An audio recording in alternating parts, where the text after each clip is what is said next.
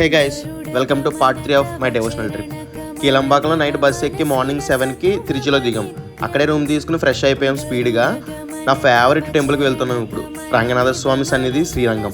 అసలు మేము వెళ్ళిన రోజు టెంపుల్లో అస్సలు ఖాళీ లేదు. మాకు దర్శనానికి 6 hours పట్టింది. దర్శనం చేసుకుని టెంపుల్ లోపల అంతా తిరిగాం. రామానుజ స్వామి వారి బాడీ ప్రిజర్వేషన్ ప్లేస్ ఉంటుందంట లోపల. సో అది కనుక్కుని అక్కడికి కూడా వెళ్ళాము. అప్పటికే టైం 4 అయిపోయింది. సో అన్నదానం పెడతారో పెట్టరు అనుకుని వెళ్ళాము. మేము వెళ్ళినప్పటికి అక్కడ కూడా లైన్ ఉంది. ఆల్మోస్ట్ 1 hour లైన్లో వెయిట్ చేస్తే అన్నదానం లోపలికి వెళ్ళామన్నమాట. ఎంతైనా టెంపుల్స్లో తినే అన్నదానం అంత టేస్ట్ ఎక్కడ దొరకదు. ఈవెన్ 1000 రూపాయలు పెట్టి మనం బయట ఫుడ్ తిన్నా ఈ టేస్ట్ అయితే రాదు అసలు. టెంపుల్స్లో భోజనం చేస్తే కడుపుతో పాటు మనసు కూడా ఫిల్ అవుతుంది. భలే హ్యాపీగా ఉంటుంది భోజనం చేశాక.